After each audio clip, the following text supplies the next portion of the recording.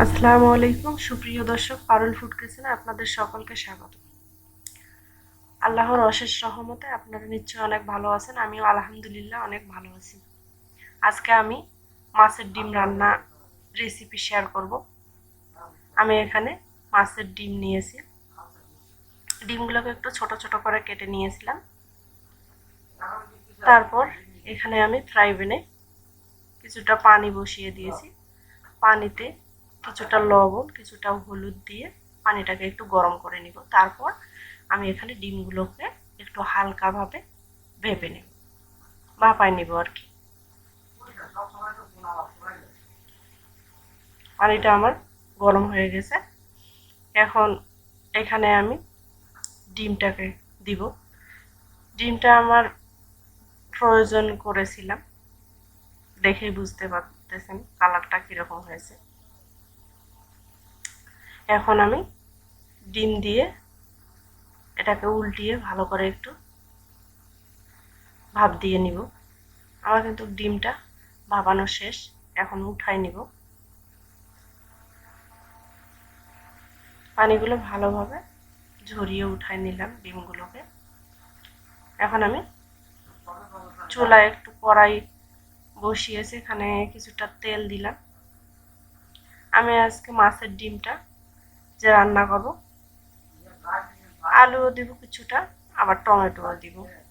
আমি আলুটা কিছুটা লবণ, কিছুটা হলুদ দিয়ে একটু হালকা বাদামি রঙের করে ভেজে নিব। আমার আলুটা ভেজে নেওয়া শেষ, এখন এটাকে উঠাচ্ছি।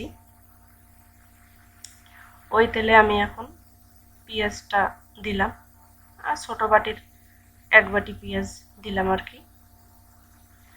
আমি এখানে আরও কিছুটা তেল অ্যাড করে দিব, কারণ ডিম যেহেতু একটু তেল বেশি দিতে হয়। আপনারা আপনাদের পছন্দ মতো দিবেন। পেঁয়াজটাকে আমি হালকা বাদামি করে একটু ভেজে নিব। এখানে কিছুটা পানি অ্যাড করলাম যাতে পেঁয়াজটা পুড়ে না যায়। এখন এখানে আমি অল্প করে 1/2 চামচ করে আদা রসুন বাটা অ্যাড করলাম।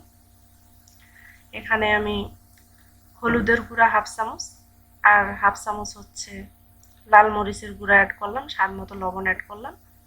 তারপরে এখানে আমি দিলাম জিরার গুঁড়া 1/2 চামচ, ধনে গুঁড়া 1/2 চামচ। এবার মশলাটাকে ভালোভাবে কষিয়ে নিব। লবণটা আগে যে ডিমটা সিদ্ধ করেছি তখন কিন্তু দিয়েছিলাম কিছুটা লবণ, এটা মাথায় রেখে লবণ অ্যাড করতে হবে। এবার কিছুক্ষণ ভাজার পরে আমি আলু আর টমেটো এখানে অ্যাড করে নিয়ে আবার কিছুক্ষণ ভেজে নিব আলু আর টমেটোটাকে মশলাটার সাথে। কিছুক্ষণ ভেজে নেওয়ার পর আমি এখানে ভাপিয়ে নেওয়া ডিমগুলো অ্যাড করে নিব। এবার আলতোভাবে একটু নেড়ে ছেড়ে দিব। এইভাবে আমি 2-3 বার আলতোভাবে নেড়ে ছেড়ে দিব। আর হচ্ছে এখানে যে পানিটা বের হবে সে পানিটা হয়ে যাবে আর কি, শুকা অবধি একটু হালকাভাবে নেড়ে ছেড়ে নিব।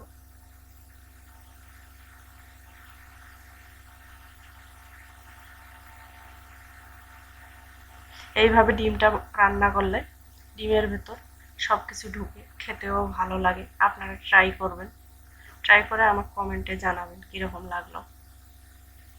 আমি এখানে কিছুটা পানি অ্যাড করে নিয়ে ঢাকনা দিয়ে কিছুক্ষণ ডিমটাকে কুক করে নিব।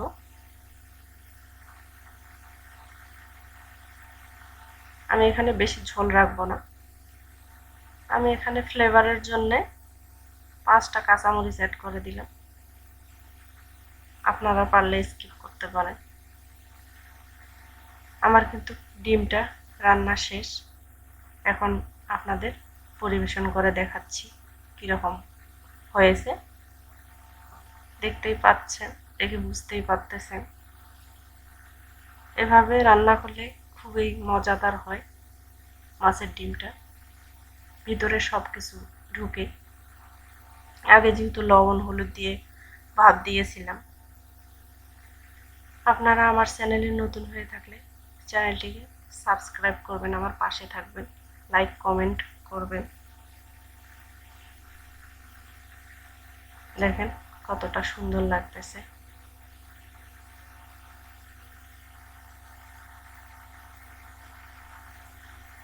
আর আমার ভিডিও ভালো লাগলে আপনারা সকলেই আপনাদের ফ্যামিলি এবং ফ্রেন্ডদের সাথে শেয়ার করবেন, বেশি বেশি করে পাশে থাকবেন, আমার জন্য দোয়া রাখবেন। সবাই ভালো থাকবেন, সুস্থ থাকবেন।